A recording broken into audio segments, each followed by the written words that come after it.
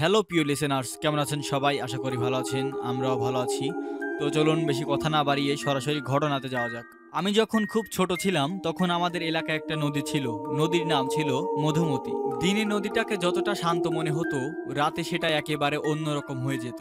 তখন গ্রামের বয়স্করা আমাদের বারবার সাবধান করত, রাতের পর নদীর ধারে কেউ যেও না, ওখানে মানুষ থাকে না, থাকে অন্য কিছু। কেউ বলতো নদীর মাঝখানে গভীর একটা অংশ আছে, যেটা নাকি কোনোদিনও শুকোয় না।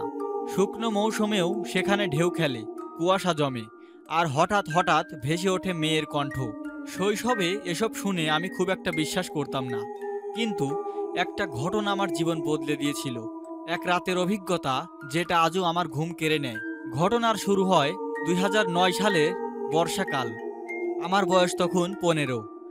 আমাদের পাড়ার বন্ধুদের সাথে আমি প্রায় নদীতে সাঁতার কাটতাম, কিন্তু গ্রামে তখন একটা খবর ছড়ায়, রাতে নাকি কয়েকজন জেলে নিখোঁজ হয়ে গেছে। তাদের নৌকা ভেসে এসেছে, কিন্তু মানুষ নেই। কেউ বলছে তারা হয়তো নদীর ঘূর্ণিপাকে ডুবে গেছে, আবার কেউ কেউ বলছে ওরা নদীর জিনে ধরা পড়েছে। আমি এসব শুনে ভয় না পেয়ে বরং কৌতূহলী হয়ে উঠলাম।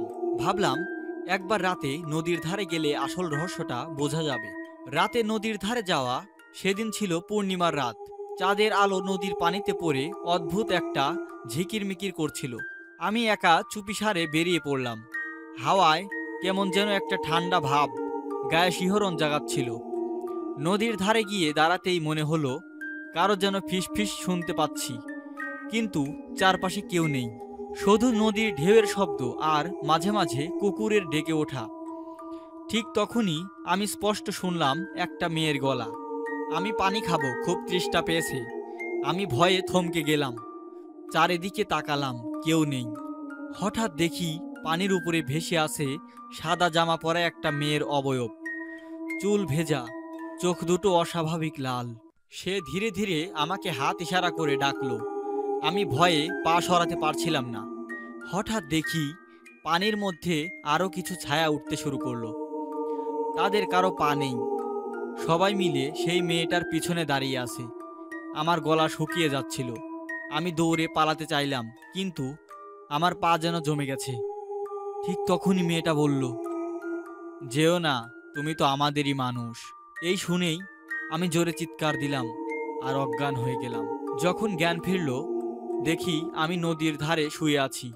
সূর্য উঠেছে, গ্রামের লোকজন জড়ো হয়েছে, আমার বাবা মা কান্নাকাটি করছে। সবাই বলল আমাকে নাকি রাতের বেলা নদীর মাঝখানে পানির উপর ভেসে থাকতে দেখা গিয়েছিল। কেউ সাহস করে কাছে যায়নি। সকালে নদী নিজে থেকেই আমাকে তীরে ফেলে দিয়েছে। তারপর থেকে আমি বুঝলাম নদীটা সত্যি কিছু লুকিয়ে রেখেছে।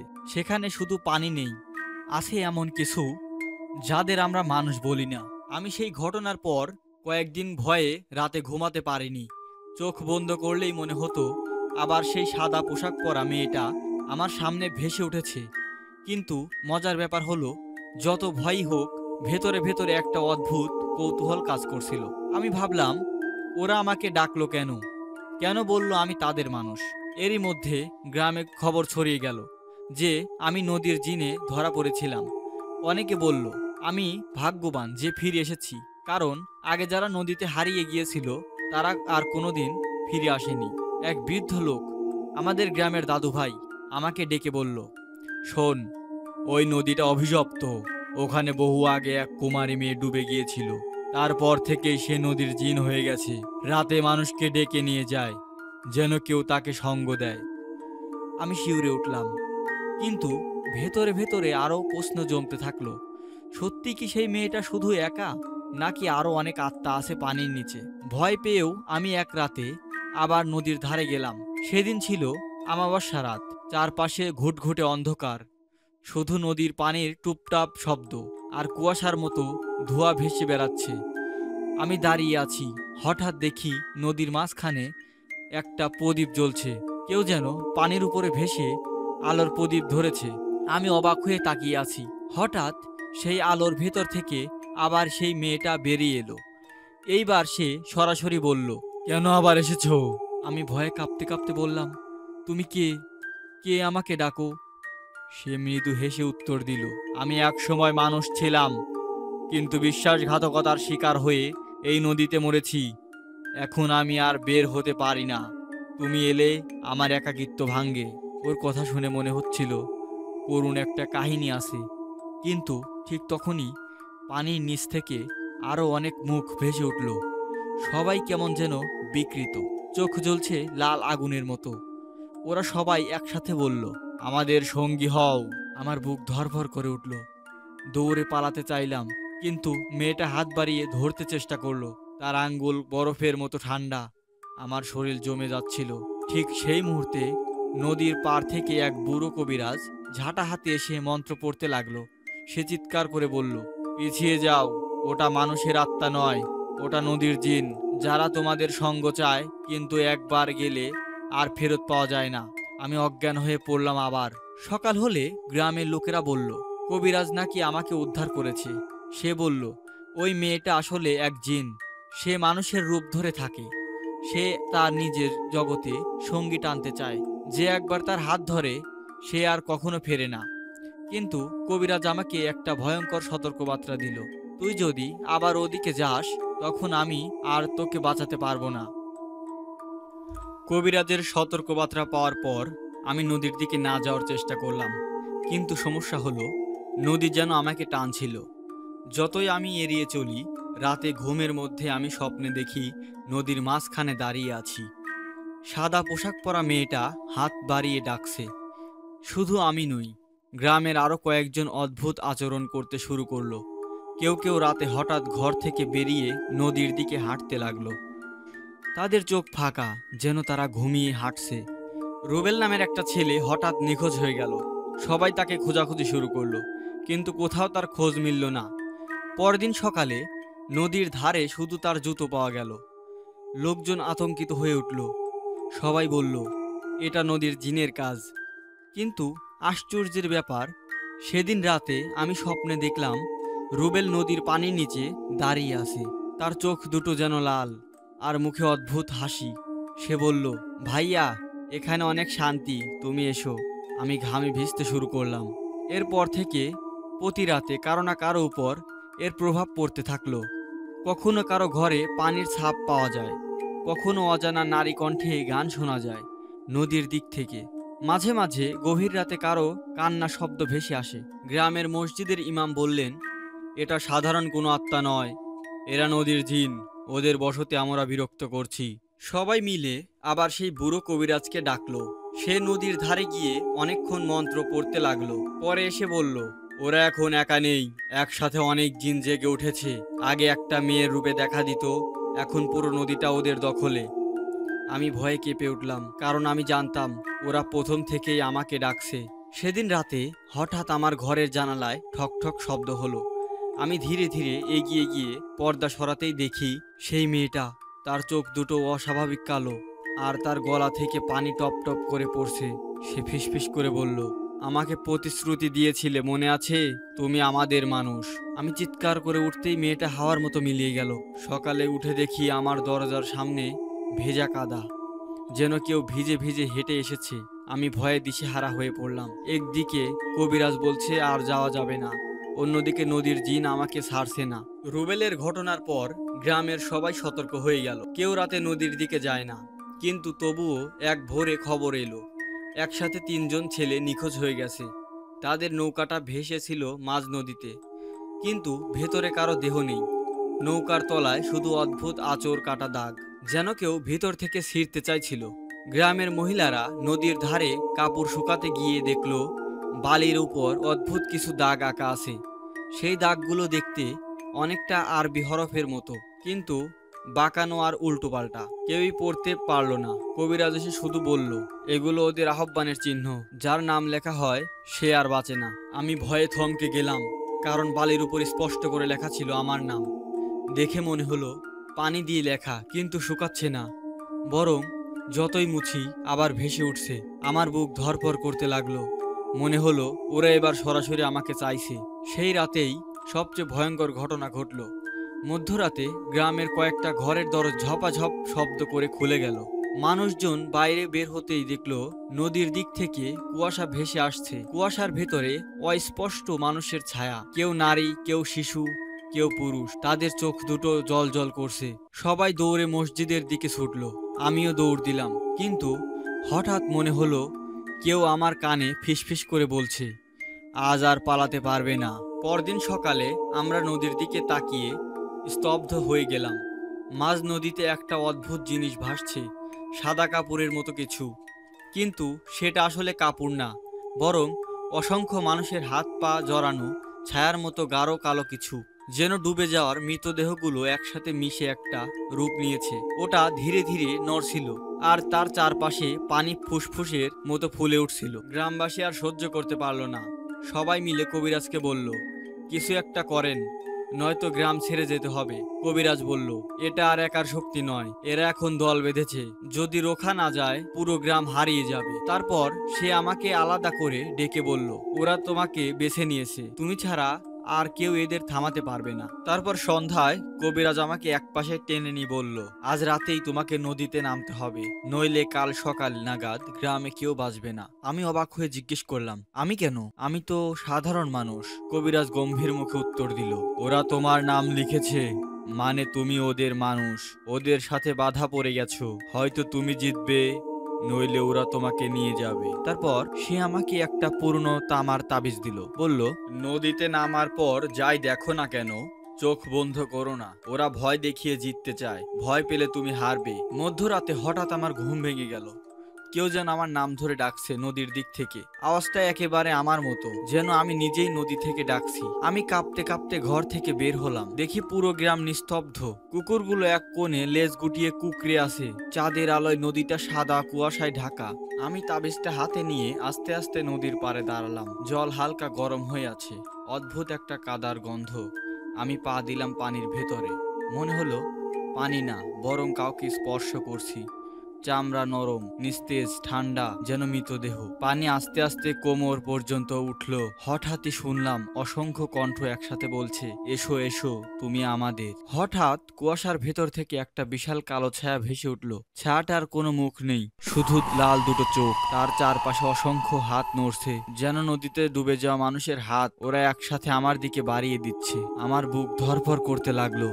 মনে হলো শ্বাস বন্ধ হয়ে আসছে। তখন হঠাৎ কবিরাজের দেওয়া তাবিজটা জ্বলতে শুরু করলো। পানি যেন ফুলতে লাগলো, আর সেই ছায়াটা কেঁপে উঠলো। তাবিজের আলোয় আমি যা দেখলাম সেটা আমার শরীর কাঁপিয়ে দিল। কারণ সেই ছায়ার ভিতরে যারা হাত পা নাড়াচ্ছিল তাদের মধ্যে আমি রুবেল আর নিখোঁজ জেলেদের মুখ দেখলাম। ওরা কষ্টে হাত বাড়িয়ে যেন বাঁচতে চাইছে, কিন্তু এক অদৃশ্য শক্তি তাদের ছায়ার ভিতরে টেনে রেখেছে। তখন বুঝলাম, নদীর জিন শুধু মানুষ মারে না, তাদের আত্মাকে বন্দি করে রাখে। ওরা এবার আমাকে টানতে শুরু করলো। আমি মরিয়া হয়ে তাবিজটা পানিতে ডুবিয়ে দিলাম। সঙ্গে সঙ্গে নদী থেকে এক বিশাল বিস্ফোরণের মতো শব্দ হলো। পানি ঘূর্ণির মতো ঘুরতে লাগলো। চারপাশ থেকে চিৎকার শোনা গেল, একসাথে শত শত মানুষের হাহাকার। আমি অজ্ঞান হয়ে পড়ে গেলাম। চোখ খুলতেই দেখি আমি কোনো নদীর ঘাটে নেই। চারপাশে ঘন কুয়াশা, মাটি সাদা বালির মতো, অথচ সেখানে পা দিলে জলে ডুবে যাচ্ছে। দূরে শুধু অসংখ্য মানুষের কান্নার শব্দ ভেসে আসছে। আমার বুক কেঁপে উঠল। এটা কি পরকাল, নাকি নদীর জিনের বন্দিখানা? হঠাৎ কুয়াশা সরে গেল। আমি অবাক হয়ে দেখলাম অসংখ্য মানুষ একটা অন্ধকার কূপে আটকে আছে। তাদের চোখ ফাঁকা, মুখ শুকনো। তাদের মুখ দেখে শুধু আর্তনাদ বের হচ্ছে, আমাদের বাঁচাও, আমাদের ফিরিয়ে দাও। আমি ভয় পেয়ে পিছনে সরে আসতেই দেখি সেই কূপের ভিতরে রুবেলও দাঁড়িয়ে আছে। আমাকে দেখে সে কাপা গলায় বলল, আমাদের দেরি হয়ে গেছে, কিন্তু তুমি এখনো বাঁচতে পারো। বেরিয়ে যাও, নইলে আমরাও তোমাকে টেনে নেব। এবার বাতাস কাঁপতে লাগলো। অন্ধকার থেকে এক বিশালকৃত ছায়া এগিয়ে এলো। তার হাত লম্বা, চোখ দুটো রক্তের মতো জ্বলছে। সে গর্জে উঠল, তুমি সাহস করে আমাদের ঘরে পা দিয়েছো। তুমি কি ভাবো একটা তাবিজে আমাদের হারানো যায়? তার গলার আওয়াজ এত ভারী ছিল, মনে হচ্ছিল আকাশ ফেটে যাবে। সে হেসে বলল, তুমি যদি বেঁচে ফিরতে চাও তবে তোমাকে আমার সাথে চুক্তি করতে হবে। তোমার আত্মা আমার কাছে বন্ধক রাখো, আমি তোমাকে গ্রামে ফিরিয়ে দেব। আমি স্তব্ধ হয়ে গেলাম। একদিকে আমার প্রাণ বাঁচানোর লোভ, অন্যদিকে পুরো গ্রামকে বাঁচানোর দায়িত্ব। ঠিক তখনই আমার গলার তাবিজটা আবার জ্বলে উঠল। তীব্র আলো চারপাশে ভরে দিল। বন্দি আত্মারা হঠাৎ চিৎকার শুরু করলো। মনে হলো আলো পেয়ে তারা শক্তি ফিরে পাচ্ছে। জিনটা হিংস্র হয়ে আমার দিকে ঝাঁপিয়ে পড়ল। আমি চিৎকার করে চোখ বন্ধ করলাম। চোখ খুলে দেখি আমি নদীর ঘাটে শুয়ে আছি। আমার চারপাশে গ্রামের মানুষ, কবিরাজ আর কিছু মোমবাতি জ্বলছে। সবাই এক দৃষ্টিতে আমার দিকে তাকিয়ে আছে। কবিরাজ ধীরে ধীরে বলল, তুমি শুধু ফিরে আসোনি, তুমি ওদের আস্তানার দরজাও ভেঙে দিয়েছো। এখন ওরা আরো ক্ষিপ্ত হবে। আমার শরীর কাঁপতে লাগলো, কারণ আমি জানি নদীর জিন এখন থামবে না, বরং পুরো গ্রামকে শেষ করে দেবে। সেদিন রাতে গ্রামের বাতাসে অদ্ভুত এক গন্ধ ভেসে বেড়াচ্ছিল। মনে হচ্ছিল পচা মাছ আর গলিত মাংসের গন্ধ। কুকুরগুলো হাউ হাউ করে কাঁদতে শুরু করলো। পুরো গ্রামে একটা চাপা আতঙ্ক ছড়িয়ে গেল। কবিরাজ ফিসফিস করে বলল, আজ ওরা আসবে। তুমি নদীর আস্তানা ভেঙে দিয়েছো, এখন প্রতিশোধ নিতে ওরা গ্রামে ঢুকবে। হঠাৎ করে গ্রামের মাঝখানে একটা বড় বট গাছ কেঁপে উঠল। তারপর মনে হলো গাছটা যেন জীবন্ত হয়ে গেছে। ডালপালাগুলো লম্বা হাতের মতো নড়ছে। গ্রামের কয়েকজন মানুষকে চিৎকার করে অন্ধকারে টেনে নিয়ে গেল। কেউ দেখতে পাচ্ছিল না কে টানছে, কিন্তু সবাই শুনতে পাচ্ছিল অজানা ভাষার জপ, যেন শত শত কণ্ঠ একসাথে বলছে, আমাদের কেউ থামাতে পারবে না। মহিলারা কান্নাকাটি শুরু করলো। শিশুরা মাটিতে শুয়ে কাঁপতে লাগলো। কেউ নদীর দিকে ছুটতে চাইলো, কেউ আবার বাড়ির ভেতরে লুকালো। কিন্তু যেদিকে যাওয়ার হচ্ছিল সেদিকেই যেন অদৃশ্য একটা দেওয়াল আটকে দিচ্ছিল। গ্রামটা এক অদ্ভুত বৃত্তের ভিতরে বন্দী হয়ে গেছে। কেউ বের হতে পারছে না। কবিরাজ আমাকে টেনে একপাশে নিয়ে গিয়ে বলল, শোনো, আজ তোমার হাতে শেষ সুযোগ। ওরা তোমাকে চায়। তুমি যদি আত্মবলিদান দাও, গ্রাম বেঁচে যাবে। কিন্তু যদি লড়তে চাও, তবে প্রস্তুত হও, পুরো গ্রাম ধ্বংস হয়ে যেতে পারে। আমার বুক কাঁপতে লাগলো। আমি গ্রামকে বাঁচাতে চাই, কিন্তু নিজের প্রাণ দিতে চাই না। আমি কবিরাজকে জিজ্ঞেস করলাম, কোনো উপায় নেই? কবিরাজ দৃষ্টি নামিয়ে নীরবে বলল, শুধু একটা উপায় আছে। তোমাকে তাদের আদি শক্তির উৎস খুঁজে ধ্বংস করতে হবে। কিন্তু সেটা নদীর ভেতরের অন্ধকার মন্দিরে লুকানো, যেখানে এখন পর্যন্ত কেউ গিয়ে ফিরে আসেনি। গ্রামের মানুষ আতঙ্কে আমাকে ঘিরে দাঁড়িয়ে আছে, তাদের চোখে ভয় আর ভরসা একসাথে। আমি জানি একটা ভুল সিদ্ধান্ত নিলে পুরো গ্রাম শেষ হয়ে যাবে। আমি তাবিজটা শক্ত করে ধরলাম আর মনে মনে বললাম, যা হওয়ার হোক, আমি লড়ব। সেই রাতেই আমি সিদ্ধান্ত নিলাম, আমি আত্মবলিদান দেব না, বরং নদীর জিনদের শক্তির উৎস ধ্বংস করব। কবিরাজ আমার হাতে একটি পূর্ণ লাল সুতো বাঁধল। তিনি বললেন, এটা শুধু তোমাকে পথ দেখাবে, কিন্তু মনে রেখো, তুমি যত ভেতরে যাবে ততই তোমার মনকে ভাঙার চেষ্টা করবে ওরা। আমি গাঢ় অন্ধকার নদীর দিকে পা বাড়ালাম। গ্রামের মানুষেরা দূরে দাঁড়িয়ে আমার দিকে তাকিয়ে কাঁদছিল। কেউ কেউ চিৎকার করে বলছিল, ওখানে যেও না, ফিরে এসো। কিন্তু আমি থামলাম না। পানিতে নামতেই শরীরে ঠান্ডা কাঁপুনি ভর করলো। মনে হচ্ছিল হাজারো অদৃশ্য হাত আমার পা চেপে ধরেছে। আমি এগোতে লাগলাম, কিন্তু হঠাৎ পানির রং কালো হয়ে গেল, যেন পুরো নদী এক অদৃশ্য গহ্বরে রূপ নিয়েছে। হঠাৎ মাথার ভেতরে অজানা কণ্ঠ শোনা গেল, ফিরে যাও, এখানে মৃত্যু ছাড়া কিছু নেই। কিন্তু আমি কণ্ঠ অপেক্ষা করে সাঁতার কাটলাম। অবশেষে আমি এক বিশাল পাথরের দরজার সামনে এসে দাঁড়ালাম। দরজার উপর অদ্ভুত চিহ্ন আঁকা, মানুষ, সাপ আর অর্ধেক মাছের মতো প্রাণীর ছবি। মনে হচ্ছিল সবগুলো আমার দিকে তাকিয়ে হাসছে। হঠাৎ দরজা নিজে থেকেই খুলে গেল। ভেতরে শুধু অন্ধকার, কোনো আলো নেই। আমি গভীর শ্বাস নিয়ে ভেতরে ঢুকলাম। ভেতরে ঢুকতেই চারপাশে অদ্ভুত শব্দ শোনা গেল। মনে হচ্ছিল হাজারো মানুষ ফিসফিস করছে। দেয়ালের গায়ে সাদা সাদা ছায়া ভেসে উঠেছিল, সে বন্দি আত্মারা যেখানে আটকে আছে। হঠাৎ মশালের মতো সবুজ আলো জ্বলে উঠল। আমি দেখলাম এক বিশাল মন্দির। মন্দিরের মাঝখানে কালো পানিতে ভাসছে একটা লাল পাথর, যেটা থেকে এক অদ্ভুত শক্তি বের হচ্ছে। কবিরাজ বলেছিলেন এটাই তাদের আদি শক্তির উৎস, রক্ত পাথর। এটা না থাকলে নদীর জিনদের শক্তি দুর্বল হয়ে যাবে। কিন্তু আমি যখনই কাছে গেলাম, পানির ভেতর থেকে অগণিত হাত বেরিয়ে এলো। তারা আমাকে টেনে নিচ্ছে। আমি তাবিজটা শক্ত করে ধরলাম, কিন্তু তখনই আমার চোখের সামনে হাজির হলো রুবেল। সে হাসছিল, তার চোখ লাল হয়ে উঠেছে। সে ধীরে ধীরে বলল, তুমি কি ভেবেছিলে আমি মরেছি? না, আমি এখন ওদের একজন। আর তুমি এখানে এলে মানে তুমিও শেষ। সে হঠাৎ করে চিৎকার করে ঝাঁপিয়ে পড়লো আমার দিকে। আমি আতঙ্কে চিৎকার করলাম। রুবেল আমার দিকে ঝাঁপিয়ে পড়তেই চারপাশের সবুজ আলো আরো ভয়ঙ্কর হয়ে উঠল। তার হাত ঠান্ডা, পাথরের মতো শক্ত। সে আমার গলা চেপে ধরলো। চোখের ভেতর গভীর লাল আগুন জ্বলছে। সে ফিসফিস করে বলল, তুই আমাকে বাঁচাতে আসতে পারতিস, কিন্তু তুই পালিয়ে গিয়েছিলি। তাই আমি এখন তাদের দাস। আমি শ্বাস নিতে পারছিলাম না। মনে হচ্ছিল বুকের ভেতর আগুন জ্বলছে। আমি মরিয়া হয়ে কবিরাজের দেওয়া তাবিজটা হাত দিয়ে রুবেলের গায়ে ছুঁয়ে দিলাম। সাথে সাথে তীব্র চিৎকার করে উঠল সে। তার শরীর থেকে ধোঁয়া বের হতে লাগলো। মুহূর্তের মধ্যে সে মুখ ভেঙে বিকৃত হয়ে গেল, কিন্তু সে একেবারে হার মানল না, বরং চিৎকার করে বলল, তাবিজে কিছু হবে না, কারণ আমি এখন রক্ত পাথরের সাথে বাঁধা। হঠাৎ করেই মাঝখানের লাল পাথর ভয়ঙ্করভাবে কাঁপতে শুরু করলো। কালো পানির ভেতর ঘূর্ণি তৈরি হলো। সেখান থেকে বেরিয়ে আসতে লাগলো অসংখ্য ছায়া। মনে হচ্ছিল নদীর জিনরা সবাই একসাথে হাজির হয়েছে। তাদের চোখ জ্বলছে আগুনের মতো। শত শত হাত একসাথে আমার দিকে বাড়িয়ে আসছে। আমি বুঝলাম, যতক্ষণ এই রক্তপাথর অক্ষত আছে তাদের হারানো সম্ভব নয়। আমি মরিয়া হয়ে রুবেলের হাত থেকে নিজেকে ছাড়িয়ে নিয়ে পাথরের দিকে ছুটলাম, কিন্তু রুবেল আমাকে ধরে ফেলল। আমরা পানির ভেতরে পড়ে গেলাম। শীতল অন্ধকার আমাকে ঘিরে ধরল। রুবেল আমার কানে ফিসফিস করে বলল, তুই যদি রক্তপাথর ধ্বংস করিস, আমি সত্যিই মারা যাব। তুই কি পারবি তোর বন্ধুকে শেষ করতে? তার চোখে সেই পুরনো রুবেলকে দেখতে পেলাম এক মুহূর্তের জন্য। সে যেন সাহায্য চাইছে, আবার আমাকে থামাতেও চাইছে। আমি দ্বিধায় পড়ে গেলাম। যদি আমি পাথরটা ভাঙি, রুবেলও শেষ হয়ে যাবে, কিন্তু যদি আমি থেমে যাই, পুরো গ্রাম ধ্বংস হয়ে যাবে। চারপাশ থেকে গ্রামের মানুষের কান্না, শিশুদের চিৎকার, আমার মায়ের মুখ মনে পড়ল। আমি হাত তুলে রক্ত পাথরের দিকে আঘাত করলাম। পাথরটা ভেঙে যেতেই তীব্র বিস্ফোরণ হলো। মন্দির কেঁপে উঠল। রুবেলও আমার সামনে চিৎকার করে ধুলো হয়ে গেল। আর তারপর সব অন্ধকার হয়ে গেল। চোখ খুলতেই দেখি আমি নদীর তীরে শুয়ে আছি। চারপাশে অন্ধকার ভেঙে আসছে ভোরের আলো। মুখে শুকনো মাটি, শরীরে কাদা, আর হাতে এখনো বাঁধা আছে সেই লাল সুতো। আমার চারপাশে গ্রামের মানুষ ভিড় করেছে। কেউ কাঁদছে, কেউ আবার বিস্ময়ে তাকিয়ে আছে।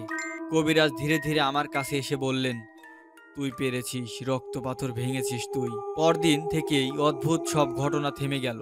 নদী শান্ত হয়ে এলো। রাতে আর অশরীরীর কান্না শোনা গেল না। যারা এতদিন নিখোঁজ ছিল তাদের আর খুঁজে পাওয়া গেল না। কিন্তু অন্তত নতুন করে আর কাউকে নদী টেনে নিল না। গ্রামের মানুষ সবাই আমাকে বাঁচানোর নায়ক বলে মানতে লাগলো। কিন্তু আমার বুকের ভেতর খালি হয়ে রইল একটি স্মৃতি, রুবেল। রাতে একা বসে থাকলে মনে হয় এখনো তার কণ্ঠ শুনি, তুই আমাকে ফেলে গেছিস। মাঝে মাঝে পানিতে তাকালে দেখি লাল আলো যেন এক মুহূর্তের জন্য জ্বলে ওঠে। আমি জানি রুবেল সত্যিই শেষ। আমি জানি রুবেল সত্যিই শেষ হয়ে গেছে, কিন্তু তার আত্মা হয়তো এখন কোথাও ভাসছে, নদীর গভীরে আটকে আছে।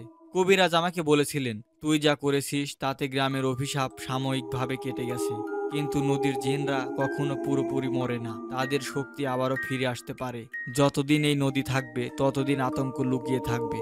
তারপর তিনি আমার হাতে একটা নতুন তাবিজ দিয়ে দিলেন। বললেন, যদি কখনো নদীর পানি আবার লাল হয়ে ওঠে, বুঝবি তারা ফিরে এসেছে। আমি আজও ওই নদীর ধারে হাঁটতে যাই না। ভোরে হালকা কুয়াশায় দাঁড়িয়ে থাকলে মনে হয় কেউ যেন আমাকে দূর থেকে দেখছে।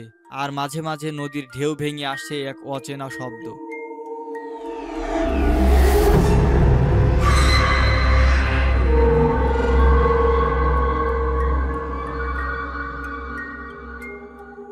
রক্তপাথর ভাঙার পর কয়েক সপ্তাহ কেটে গেল।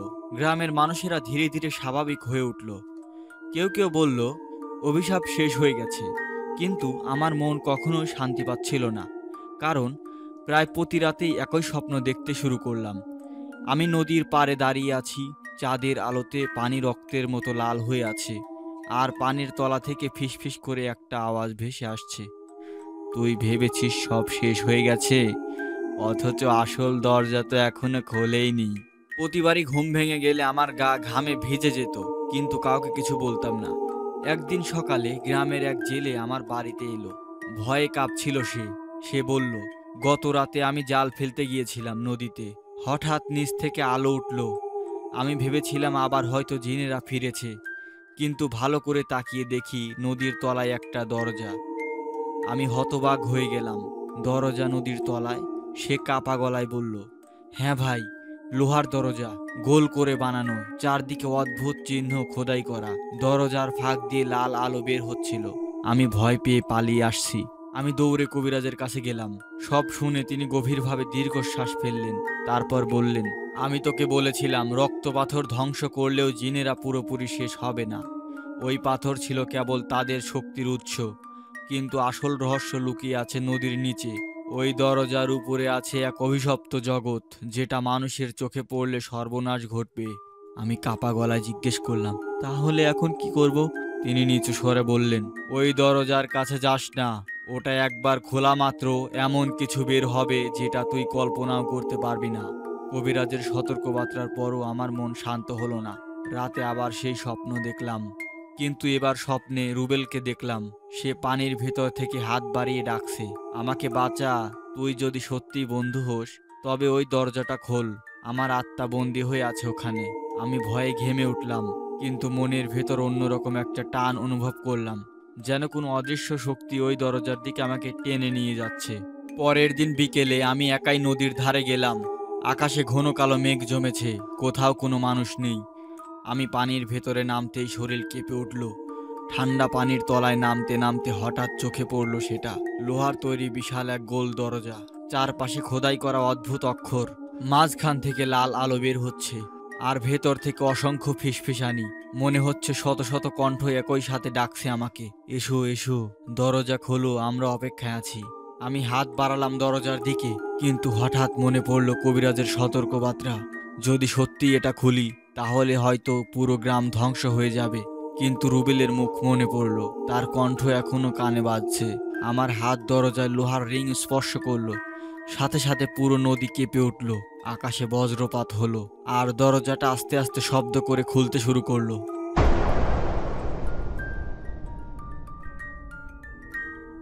নদীর তলার বিশাল লোহার দরজাটা ধীরে ধীরে কাঁপতে কাঁপতে খুলে গেল।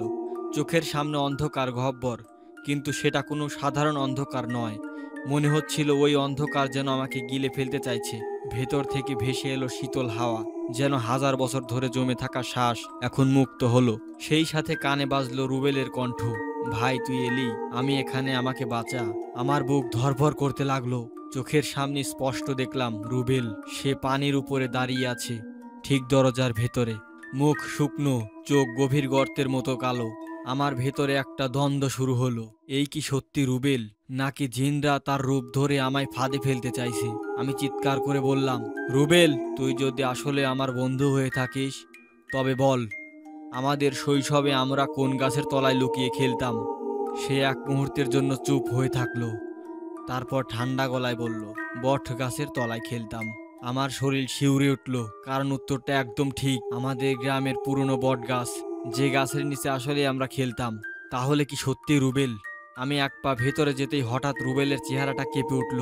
তার শরীর কুয়াশার মতো ভেঙে গিয়ে ধোঁয়ায় আকার নিল, চোখগুলো লাল হয়ে উঠল, আর তার গলা থেকে শোনা গেল অন্যরকম ভয়ঙ্কর আওয়াজ, তুই এখন সহজেই ফাঁদে পড়িস, রুবেল তোকে ডাকছে না, আমরা ডাকছি।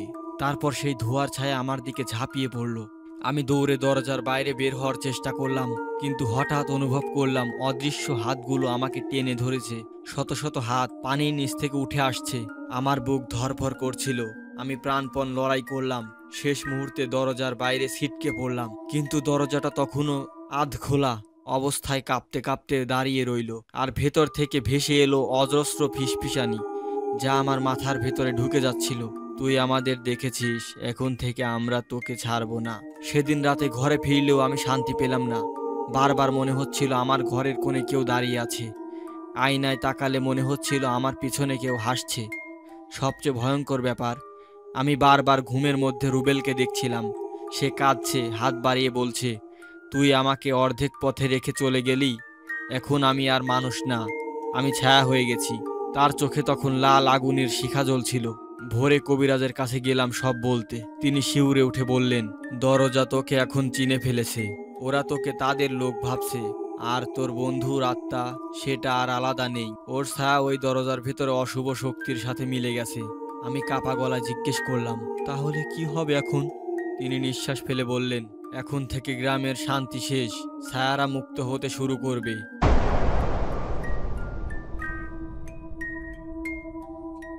রুবেলের ছায়া দেখার পর থেকে আমি আর শান্তিতে ঘুমাতে পারছিলাম না। প্রতিদিন রাতে এক ভয়ঙ্কর স্বপ্নে আটকে যেতাম। স্বপ্নে দেখতাম নদীর বুক চিরে উঠে আসছে লালচে পাথরের টুকরো, যা অদ্ভুতভাবে জ্বলজ্বল করছে অন্ধকারে। সে আলোয় শত শত ছায়া আমার দিকে এগিয়ে আসছে। তারা সবাই একসাথে ফিসফিস করে বলছে, রক্ত পাথর ভেঙেছে, টুকরো ছড়িয়ে পড়েছে, এখন আর কেউ নিরাপদ নয়। ভোরে ঘুম ভাঙার পরও আমি দেখলাম আমার হাতের তালুতে কাদা মাখা লাল দাগ। মনে হলো যেন স্বপ্নের মধ্যেই আমি নদীর তলায় গিয়েছিলাম। সেদিন দুপুরে গ্রামের লোকজন আতঙ্ক নিয়ে আমার কাছে আসলো। একজন বলল, কাল রাতে আমাদের বাড়ির উঠানে অদ্ভুত লাল আলো দেখা গেছে। অন্যজন বলল, আমার ছোট ছেলে খেলতে গিয়ে নদীর ধারে এক খণ্ড লালচে পাথর কুড়িয়ে এনেছে। এরপর থেকে ওর শরীর পুড়ে যাচ্ছে, কিন্তু আগুনে নয়, ভেতর থেকে। আমি তখন বুঝলাম রক্ত পাথরের টুকরোগুলো নদীর ভেতর থেকে ভেসে উঠে চারিদিকে ছড়িয়ে পড়েছে, এবং যারা এগুলো ছুঁচ্ছে তারা অভিশপ্ত হয়ে যাচ্ছে। আমি আবারও দৌড়ে কবিরাজের কাছে গেলাম। তিনি ভয়ঙ্কর দৃষ্টিতে বললেন, তোর সেই দরজায় যাওয়ার কারণে অভিশাপের শেকড় খুলে গেছে। রক্ত পাথরের টুকরোগুলো আসলে নদীর জিনদের বাঁধন ছিল। এখন যেদিকে টুকরো পড়ছে সেদিকেই ছায়ারা প্রবেশ করছে। আমি হতভম্ব হয়ে জিজ্ঞেস করলাম, তাহলে কি পুরো গ্রাম ধ্বংস হয়ে যাবে? তিনি মাথা উঁচু করে বললেন, হয়তো। সেদিন রাতেই গ্রামের এক বৃদ্ধ মারা গেলেন, কিন্তু মৃত্যুর পর অদ্ভুত ঘটনা ঘটল। তার লাশ হঠাৎ উল্টো দিকে বাঁকতে শুরু করলো, মুখ হাঁ করে লাল ধোঁয়া বের হতে লাগলো। সবাই ভয়ে পালালো। আমি স্থির হয়ে দেখলাম ধোঁয়ার ভেতর থেকে বেরিয়ে এলো এক ছায়া, যা সোজা নদীর দিকে উড়ে গেল। সবার চোখে তখন আতঙ্ক। রক্ত পাথরের টুকরো মানুষকে হত্যা করছে, আর তাদের আত্মা ছায়ার সৈন্য হয়ে যাচ্ছে। রাতে আবারও রুবেল আমার স্বপ্নে এলো, কিন্তু এবার সে কান্না বদলে ঠান্ডা গলায় বলল, ভাই, টুকরোগুলো একসাথে হলে আবার দরজা পুরোপুরি খুলে যাবে। তখন নদীর নিচের বন্দি শক্তি মুক্তি পাবে। আমি ভয়ে কাঁপতে কাঁপতে জিজ্ঞেস করলাম, সে শক্তি কি? রুবেলের চোখে তখন আগুনের দাহ। সে ফিসফিস করে বলল, একটা নামহীন সত্তা, যাকে জিনেরাও ভয় পায়। তারপর হঠাৎ করেই স্বপ্ন ভেঙে গেল। ভোরে উঠে দেখি গ্রামের মানুষজন নদীর ধারে ভিড় করেছে। কেউ চিৎকার করছে, কেউ কান্না করছে, কারণ নদীর বালির উপর তখন ছড়িয়েছিল শত শত লাল টুকরো। জল জল করছে, যেন ঢেকে আনছে মানুষকে। আর দূরে কালো জলে প্রতিফলিত হচ্ছিল এক বিশাল অচেনা ছায়া, যা এখনই ওপরে উঠে আসছে বলে মনে হচ্ছিল। রাত যত গভীর হচ্ছিল, নদীর ধারে লাল আলো আরো তত ছড়িয়ে পড়ছিল। মানুষ আতঙ্কে ঘরে ঢুকে দরজা জানালা বন্ধ করে রাখছিল, কিন্তু তাতেও কোনো রক্ষা হচ্ছিল না। কারণ লাল আলো ঢুকে যাচ্ছিল ঘরের ভেতরেও, যেন আলো নয়, বরং কোনো জীবন্ত সত্তা, যে মানুষের চোখে চোখ রাখলেই তার দেহে ঢুকে পড়তে পারছে। আমিও টের পাচ্ছিলাম এই শক্তি যেন টানছে আমাকে নদীর দিকে। হঠাৎ করেই কানে বাজলো অদ্ভুত ডাক। মনে হচ্ছিল একসাথে হাজার মানুষ ফিসফিস করছে, চল চল, গ্রামটা দেখতে হবে তোকে, নদীর ওপারে লুকোনো গ্রাম। আমি মাথা চেপে ধরলাম, কিন্তু সেই ডাক এত জোরালো ছিল যে দাঁড়িয়ে থাকতে পারলাম না। অবশেষে অজান্তে হাঁটতে শুরু করলাম নদীর ওপারে। চাঁদের আলোয় নদী শান্ত মনে হচ্ছিল, কিন্তু চোখের পলক ফেলতেই দৃশ্য বদলে গেল। দূরে নদীর ওপারে হঠাৎ দেখা দিল এক অচেনা গ্রাম। কাঠের ঘরগুলো বেঁকে যাওয়া, বটগাছের শেকড়গুলো যেন মানুষের হাতের মতো ঝুলে আছে। চারিদিকে আগুনে পুড়ে যাওয়া মাটির গন্ধ। সবচেয়ে ভয়ের ব্যাপার, এই গ্রামটা দিনের বেলায় ছিল না, এটা শুধু রাতেই দেখা যায়। আর যেখানে অসংখ্য মানুষ দাঁড়িয়ে আছে, কিন্তু তাদের চোখ নেই, মুখ নেই, শুধু ছায়ার মতো কালো দেহ। ওই ছায়াদের মধ্যে হঠাৎ রুবেলকে দেখলাম। সে হাত নেড়ে আমাকে ডাকলো, ভাই, এটাই সেই গ্রাম যেখানে নদীর জিনেরা আমাদেরকে আটকে রাখে। যে একবার এখানে পা রাখে সে আর ফিরতে পারে না। আমি কাঁপা গলায় বললাম, তুই কিভাবে এখানে এলি? রুবেল হেসে উত্তর দিল না, বরং বলল, তুই এসেছিস মানে তোরও এখানে আসার সময় ঘনিয়ে আসছে। তারপর তার চোখ লাল আগুনে ভরে গেল। আমি যখন পেছনে তাকালাম, দেখলাম নদীর ওপারে সেই অদৃশ্য গ্রাম থেকে কিছু ছায়া ভেসে আসছে আমাদের গ্রামের দিকে। তারা মানুষের ঘরে ঢুকছে, কিন্তু ভেতরে ঢোকার পর কেউ কিছু টের পাচ্ছে না। তবে যেই মানুষ ভোরবেলা ঘুম থেকে উঠবে, সে আর আগের মতো থাকবে না। কবিরাজ বলেছিলেন ঠিকই, গ্রাম ধীরে ধীরে ছায়াদের দখলে চলে যাচ্ছে। হঠাৎই পা পিছলে আমি নদীর জলে পড়ে গেলাম। পানি ঠান্ডা নয়, বরং গরম আর কাদার মতো ঘন। আমি প্রাণপণে সাঁতার কাটতে লাগলাম, কিন্তু ঠিক তখনই দেখলাম আমার সামনে এক অদৃশ্য সীমানা। জলের মধ্যে চকচক করছে লাল আলোয় তৈরি এক বৃত্ত। মনে হচ্ছিল যদি আমি এক পা ভেতরে ঢুকি, তাহলে আমি আর ফিরতে পারবো না। পানির ভেতর থেকে রুবেলের কণ্ঠ আবার শোনা গেল, ভাই, টুকরোগুলো যতদিন ছড়িয়ে থাকবে, এই গ্রাম তত বড় হতে থাকবে। যদি সব টুকরো একসাথে মিলে যায়, তবে আসবে সেই নামহীন সত্তা। আমি কাঁপতে কাঁপতে জিজ্ঞেস করলাম, কে সে? রুবেল এবার আর ফিসফিস করলো না, তার চোখে রক্ত জ্বালা জ্বলে উঠল। সে হলো নদীর আসল মালিক, যে আমাদের সবাইকে এখানে বন্দি করে রেখেছে। তার নাম কেউ বলতে পারে না, বললেই মিথ্যে। মৃত্যু। আমি প্রাণপণ সাঁতার কেটে ওপারে ফিরে আসতে চাইলাম, কিন্তু দেখলাম আমাদের গ্রাম আর নেই। সামনে কেবল আগুনে পোড়া ধ্বংসস্তূপ, চারপাশে ছড়িয়ে থাকা রক্ত পাথরের টুকরো, আর মানুষের জায়গায় ছায়ার দল ছড়িয়ে আছে। তারা সবাই একসাথে আমার দিকে তাকিয়ে হাসছিল। চারদিকে এমন এক নিস্তব্ধতা নেমে এলো, যেন পৃথিবীর সব শব্দ হঠাৎ হারিয়ে গেছে। শুধু নদীর গর্জন দূর থেকে ভেসে আসছিল। তাতে মনে হচ্ছিল কোনো মানুষ নয়, বরং হাজারো প্রাণী একসাথে কাঁদছে। আমি দাঁড়িয়ে আছি পুরা গ্রামের মাঝখানে। আগে যেটা ছিল আমার পরিচিত গ্রাম, এখন সেখানে শুধু ধ্বংসস্তূপ আর অদ্ভুত ছায়া মানুষ। তাদের ফাঁপা চোখের গর্তে আগুন জ্বলছে, আর মুখে অমানসিক হাসি। হঠাৎ একসাথে তারা হাত উঁচু করলো। আসো আসো, মালিকের জন্য রক্ত চাই, উৎসর্গ চাই, মানুষ চাই। তাদের কণ্ঠে ভেসে আসছিল লোহা ঘষার শব্দ, মৃত শিশুর কান্না, আর শিয়ালের হাহাকার। আমি শিউরে উঠলাম। মাটিতে হঠাৎ আগুন জ্বলতে লাগলো। আমার শরীর অবশ হয়ে গেল। আমি চাইলে নড়তে পারছিলাম না। এক ছায়া এগিয়ে এসে ফিসফিস করে বলল, তুই নির্বাচিত। নদীর মালিককে মুক্ত করার জন্য তোর রক্ত দরকার। আমার গলা শুকিয়ে গেল। আমি জিজ্ঞেস করলাম, কে আমি? সে উত্তর দিল না, বরং আমার বুকের উপর তার কালো হাত রাখলো। সাথে সাথে মনে হলো পুরো শরীর পুড়ে যাচ্ছে। ঠিক তখনই ভিড়ের মধ্যে থেকে রুবেল বেরিয়ে এলো, কিন্তু সে আর আগের মতো ছিল না। তার শরীর অর্ধেক মানুষ অর্ধেক ছায়া, চোখে আগুন, আর হাতের আঙ্গুলগুলো লম্বা নখে পরিণত হয়েছে। সে হাসতে হাসতে বলল, ভাই, আমি আর তোর মতো নাই। আমি এখন মালিকের দূত, তুই হবি প্রথম উৎসর্গ। আমার বুক কেঁপে উঠল। ছায়ারা সবাই একসাথে মাটিতে হাত ছুঁকতে লাগলো।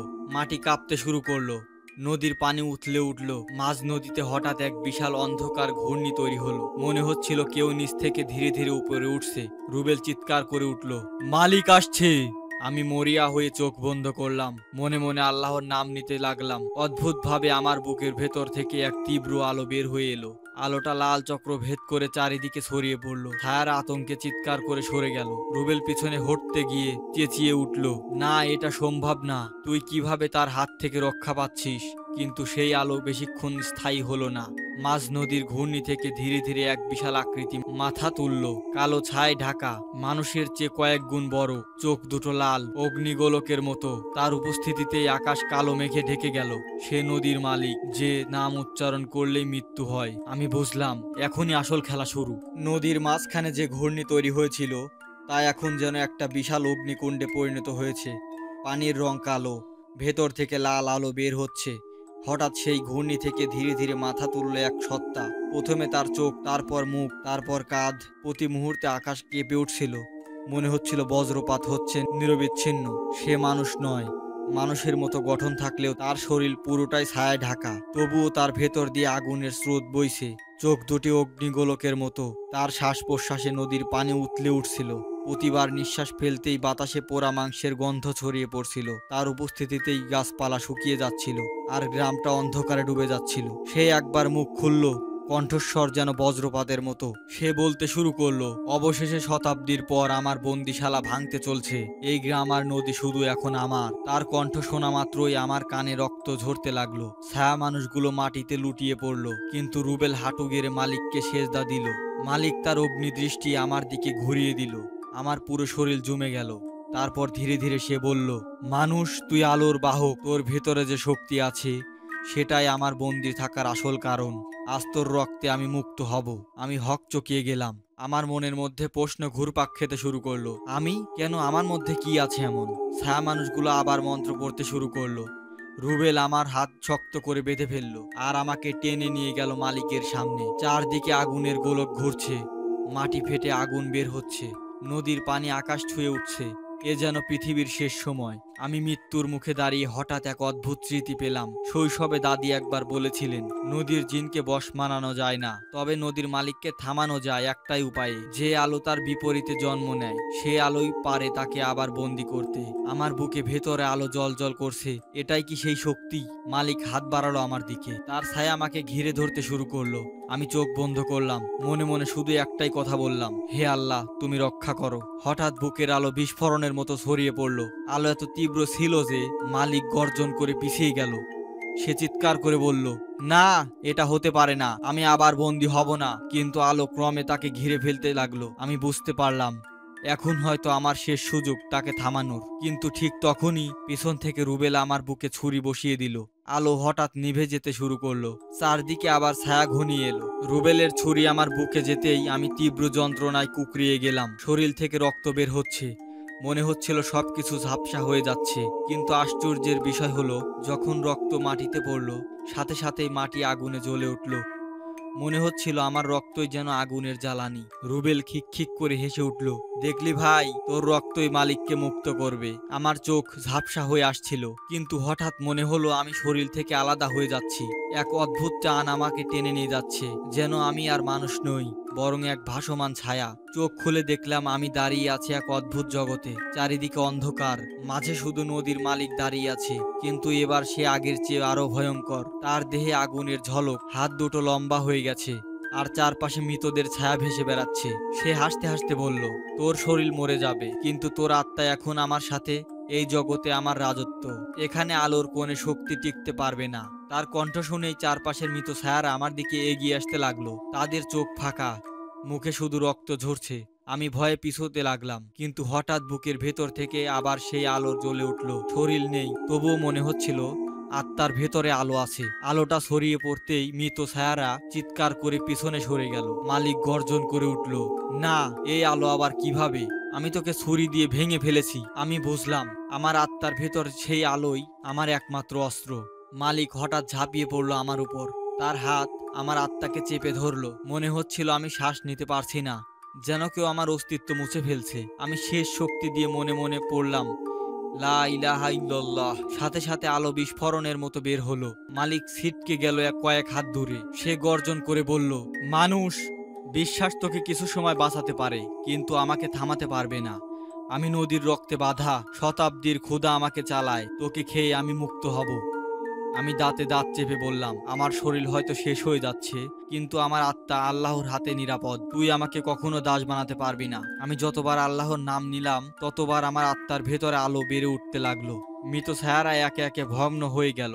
নদীর মালিক ব্যথায় কুঁকড়ে যাচ্ছিল, কিন্তু ঠিক তখনই রুবেলের কণ্ঠ ভেসে এলো নদীর দূর থেকে, মালিক, আমি আছি, আমার রক্ত নিন, আমি আপনাকে মুক্ত করব।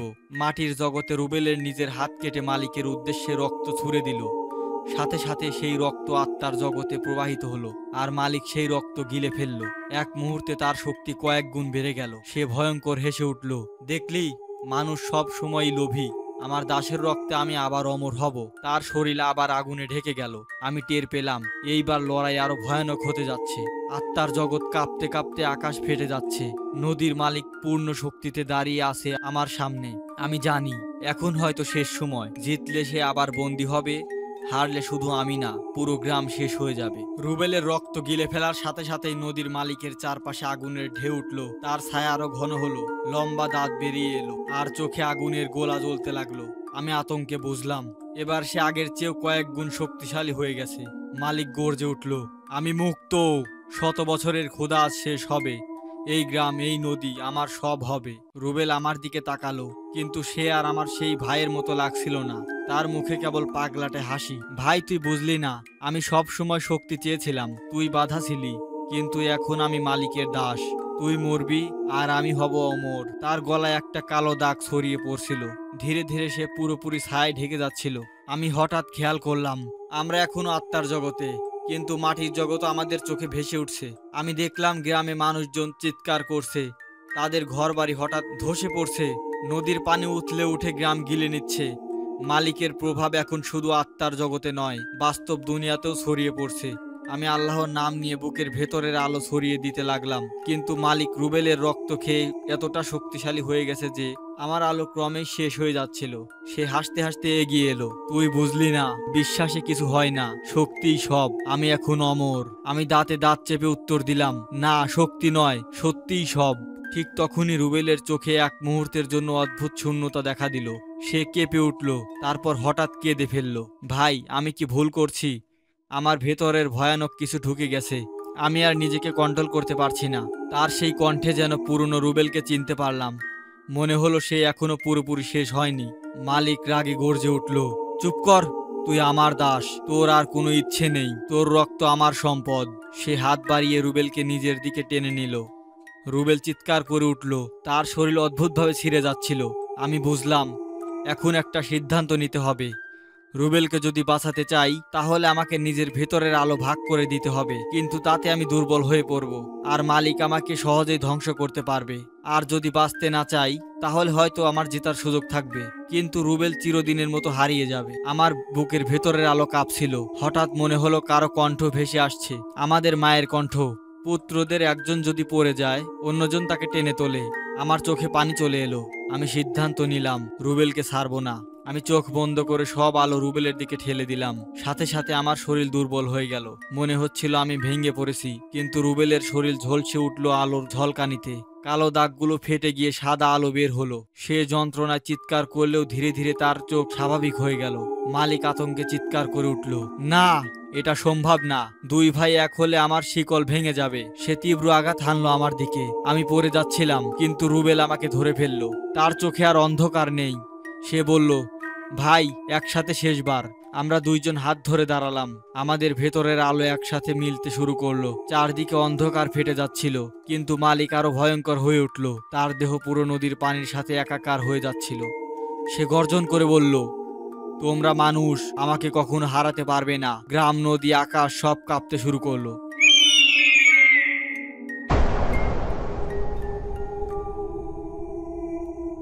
আমাদের হাত একসাথে জোড়া দেওয়ার সাথে সাথেই চারপাশের বাতাস ভারী হয়ে উঠল। নদীর পানির ঢেউ হঠাৎ উল্টো দিকে বইতে শুরু করলো। পাখিরা চিৎকার করতে করতে আকাশে উড়ল। গ্রামের ঘরবাড়িগুলো কেঁপে উঠল, যেন ভূমিকম্প হচ্ছে। মালিক নদীর পানির সাথে মিশে বিশাল এক দানবের রূপ নিয়েছে। তার মাথা আকাশ ছুঁই ছুঁই, চোখ জ্বলছে লাল আগুনে। তার কণ্ঠের গর্জন এতটাই শক্তিশালী যে মাটির নিচ থেকে ধোঁয়া বের হয়ে আসছে। মালিক বলল, তোমরা ভাবছো মানুষ হয়ে আমার সাথে টেক্কা দিতে পারবে? শত শত আত্মা আমার খাদ্য। আমাদের শরীর থেকে আলোর ঢেউ ছড়িয়ে পড়ছিল। আমি আমার বুকের ভেতরকার শক্তি রুবেলের সাথে ভাগ করে নিয়েছিলাম। এবার রুবেলও তার আত্মাকে আমাকে ফিরিয়ে দিল। ফলে আমরা দুজনে অর্ধেক করে দুর্বল না হয়ে বরং দ্বিগুণ শক্তিশালী হয়ে উঠলাম। আমাদের দুজনকে ঘিরে একটা বৃত্ত তৈরি হলো, একটা অগ্নি আলোর বলয়, যেটা মালিকের ছায়া ঠেলে সরিয়ে দিচ্ছে। রুবেল আমার দিকে তাকিয়ে বলল, ভাই, মনে আছে ছোটবেলায় আমরা একসাথে নদীতে ঝাঁপ দিতাম? আজকেও ঝাঁপ দেব, তবে এবার মৃত্যুর নদীতে। আমি মাথা নাড়লাম। আমরা দুজন একসাথে মালিকের দিকে ঝাঁপিয়ে পড়লাম। আমার হাত থেকে বের হচ্ছিল আলোর তরবারি, আর রুবেলের হাত থেকে আগুনের শলাকা। মালিক গর্জে আমাদের দিকে বিশাল ঢেউ ছুড়ে দিল। ঢেউটা এত বড় ছিল যে পুরো একটা গ্রাম নিমেষেই ভাসিয়ে নিয়ে যেতে পারে। কিন্তু আমরা একসাথে হাত উঁচু করলাম। আমাদের আলো মিলে এক বিশাল ঢাল তৈরি করলো। ঢেউ আছড়ে পড়লো, কিন্তু ভাঙতে পারলো না। বাস্তব জগতে গ্রামবাসীরা দেখছিল নদী যেন আগুন আর ছায়ার লড়াইয়ে ফেটে যাচ্ছে। মানুষজন ভয়ে পালাচ্ছিল। কেউ কেউ নামাজ পড়তে বসে পড়েছিল। এক বৃদ্ধ চিৎকার করে উঠল, আল্লাহ, আমাদের বাঁচান, দুই ভাইকে শক্তি দিন। তার কণ্ঠ যেন আমাদের কানে পৌঁছালো। আমরা দুজনে আরো শক্তি পেলাম। মালিক হঠাৎ নিজের দেহ থেকে শত শত ছায়া তৈরি করলো। প্রত্যেকটা ছায়া মানুষের মতো দেখতে। কারো মুখে আমাদের বাবা, কারো মুখে মা, কারো মুখে ছোটবেলার বন্ধুর চেহারা। রুবেল এক মুহূর্ত থমকে গেল। ভাই, ওটা মা। আমি চিৎকার করে বললাম, না, ওরা মায়ের ছদ্মবেশ, আসল নয়। চোখ বন্ধ কর। কিন্তু রুবেল দেরি করে ফেলেছিল। একটা ছায়া তাকে ঘিরে ধরলো, আর তার শরীর অন্ধকারে ডুবে যাচ্ছিল। আমি মরিয়া হয়ে রুবেলের হাত ধরলাম, আলো দিয়ে তাকে টানতে লাগলাম। মালিক হাসলো, তুই যদি ওকে টানিস তোর শক্তি ফুরিয়ে যাবে, দুজনেই মরবি। তাকে ছেড়ে দে, তুই বেঁচে যা। আমার চোখে পানি চলে এলো। আমি দাঁতে দাঁত চেপে বললাম, ভাই স্যার, আমি কখনো বাঁচবো না। ও শুধু আমার ভাই নয়, ও আমার বন্ধু। আমি আমার অর্ধেক আলো আবার রুবেলের শরীরে ঠেলে দিলাম। সে কেঁপে উঠল, তারপর ছায়া ভেদ করে উঠে এলো। আমাদের দুজনের শরীর একসাথে আগুনের মতো জ্বলে উঠল। আমরা হাত জোর করে দাঁড়ালাম। আমাদের মিলিত আলো আকাশে উঠে সূর্যের মতো এক গোলা তৈরি করলো। মালিক ভয় পেয়ে পিছিয়ে গেল। সে গর্জে উঠল, না, এটা করা যাবে না। তোমরা মানুষ, তোমাদের এত শক্তি থাকার কথা নয়। আমরা একসাথে চিৎকার করে উঠলাম, আল্লাহু আকবার। আলো আকাশ ফুঁড়ে নামলো, সরাসরি মালিকের বুকে আঘাত করলো। তার দেহ ফেটে গেল। নদীর পানি আগুনে জ্বলে উঠল, আর চারদিকে ভয়ের চিৎকার প্রতিধ্বনিত হলো। মালিক ধ্বংস হতে শুরু করলো, কিন্তু সেই সাথে নদীও কাঁপতে শুরু করলো। রুবেল আমার দিকে তাকিয়ে বলল, ভাই, মালিক শেষ হলেও নদী টিকে থাকবে না। আমাদের মধ্যে একজনকে থাকতে হবে নদীর রক্ষক হয়ে, নইলে পুরো গ্রাম ভেসে যাবে। আমার বুক হিম হয়ে গেল। কারো একজনকে আত্মহত্যা করতে হবে। কাকে রাখা হবে আর কাকে হারাতে হবে, এটাই এখন সবচেয়ে বড় সিদ্ধান্ত।